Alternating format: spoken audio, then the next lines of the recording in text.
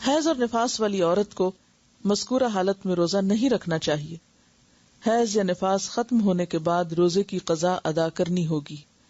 صرف دودھ پلانے والی حاملہ عورت کو روزہ نہ رکھنے کی رخصت ہے، بعد میں صرف قضا ہوگی. عن ابی سعید الخدری قال قال النبی صلی اللہ علیہ وسلم الیس اذا حاضت لم تصلی ولم تصم فذلک من نقصان دینها رواہ البخاری. حضرت ابو سعید خدری رضی اللہ عنہ نے کہا، نبی اکرم صلی اللہ علیہ وسلم نے فرمایا، کیا ایسا نہیں، یعنی ایسا ہے کہ عورت جب حائضہ ہوتی، یہاں بھی کیا استفہامیہ نہیں بلکہ انکاری ہے، کہ عورت جب حائضہ ہوتی ہے تو نہ نماز پڑھ سکتی ہے نہ روزہ رکھ سکتی ہے، اور ان کے دین میں کمی کی یہی وجہ ہے. اسے بخاری نے روایت کیا ہے.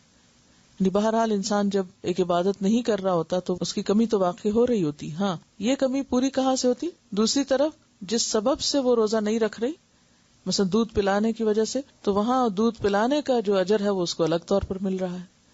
یعنی اللہ تعالیٰ نے عورتوں کے ساتھ ظلم نہیں کیا، بلکہ ایک جگہ اگر ایک فریضے میں کمی ہو رہی ہے تو دوسرے فریضے کے ادا کرنے کا اجر بھی پا رہی ہے. ان انس بن مالک الکعبی ان رسول اللہ صلی اللہ علیہ وسلم قال ان اللہ ودع عن المسافر الصوم وشطر الصلاة وعن الحبل والمرضع الصوم رواہ احمد وابو داود والنسائی والترمذی وابن ماجہ. حضرت انس بن مالک الکعبی سے روایت ہے، رسول اللہ صلی اللہ علیہ وسلم نے فرمایا، اللہ تعالی نے مسافر کو روزہ مؤخر کرنے اور نصف نماز کی رخصت دی ہے، جبکہ حاملہ اور دودھ پلانے والی عورت کو روزہ مؤخر کرنے کی رخصت دی ہے. یعنی ویسے تو یہ رخصت کس کے لیے ہے؟ روزہ بعد میں رکھنے کی، مسافر کے لیے یا مریض کے لیے. لیکن حاملہ مریض تو نہیں ہوتی، یا دودھ پلانے والی نہ مسافر ہوتی ہے نہ مریض ہوتی ہے، تو ان دونوں کو بھی بعد میں روزے رکھنے کی اجازت ہے. یعنی یہ نہیں کر سکتے کہ اگر کوئی عورت حاملہ اور روزے نہیں رکھ رہی یا دودھ پلا رہی اور روزے نہیں رکھ رہی تو وہ روزے رکھے ہی نہ. نہیں، اس کو روزے رکھنے ہوں گے، بعد میں ان کی قضا دینی ہوگی. قال ابو الزناد رحمہ اللہ ان السنن ووجوه الحق لتأتي كثيرا على خلاف الرأي فما يجد المسلمون بدا من اتباعها من ذلك ان الحائض تقضي الصيام ولا تقضي الصلاة رواہ البخاری.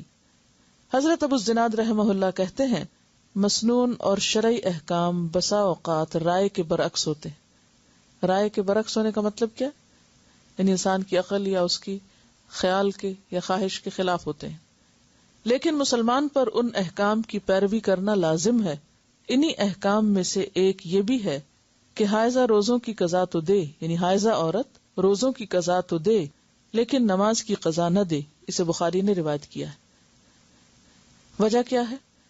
کیونکہ نماز ہر مہینے انسان چھوڑتا ہے تو اس میں بار بار ان کو پورا کرنا ایک مشکل کام ہے، لیکن روزہ سال میں ایک بار ہے تو اس کی قضا دی جا سکتی. پھر دونوں عبادتوں کی جو کیفیت ہے وہ بھی مختلف ہے. اور ویسے اصل حکمت تو اللہ ہی کو پتا ہے، ہم نہیں جانتے، لیکن ہم تو بظاہر اگر کوئی ایک بات سمجھ میں آتی ہے تو اسے سوچ سکتے ہیں، ورنہ تو اصل کیا ہے؟ اطاعت، اتباع، فرما برداری. روزہ رکھ لو، رکھ لیا، کہا چھوڑ دو، چھوڑ دیا.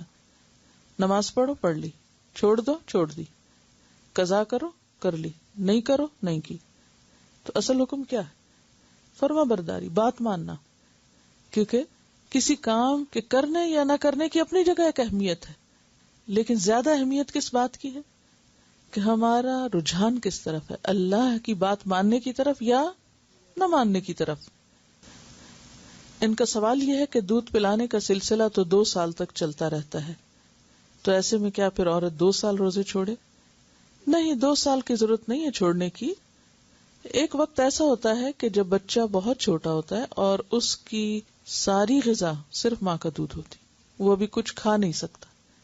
جب بچے بہت چھوٹے ہوتے ہیں، جیسے کم از کم 4 مہینے تک عام طور پہ بچے کو کوئی اور سالڈ فوڈ یا بعض اوقات پانی تک بھی نہیں دیا جاتا، تو وہ کمپلیٹلی ماں پہ ڈیپینڈنٹ ہوتا ہے. ایسی صورت میں اگر ماں روزہ رکھ لے اور کچھ پیے نہیں، کھائے نہیں، تو کیا ہوگا؟ دودھ میں کمی ہو جائے گی. اب اس دودھ کی کمی کا اثر ماں پر تو جو پڑے گا بچے پر زیادہ پڑے گا. اور بچے کی وہ ایج جو ہوتی، گروئنگ ایج ہوتی، اگر غذا پوری نہ ملے تو وہ ساری زندگی کے لیے سفر کر سکتا ہے. تو ایسے میں اس وقت تو ماں روزہ چھوڑ دے تاکہ بچے کو دودھ پورا ملے. لیکن بچہ جب 1 سال کا ہو جاتا ہے اور بھی چیزیں کھانے پینے لگتا ہے تو دودھ ایک اضافی غذا ہو جاتی. تو ایسی صورت میں جب وہ اور دودھ بھی پی لیتا ہے یا اور چیز بھی کھا لیتا ہے اور ساتھ ماں کا دودھ بھی لے رہا ہے تو اور اس میں کچھ کمی بھی ہو گئی تو بھی اس سے اتنا فرق نہیں پڑے گا. تو ایسی صورت میں ماں پھر روزے رکھ لے یا پھر سارے نہ چھوڑے، ایک رکھ کے ایک چھوڑ دے.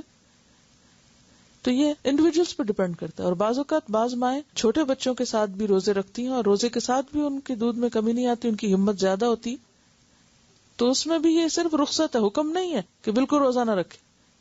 جیسے سفر میں چاہے تو رکھ لے چاہے تو چھوڑ دے، اسی طرح اس حال میں اگر وہ سمجھتی ہے کہ وہ رکھ کے کام چلا سکتی تو روزہ رکھ لے.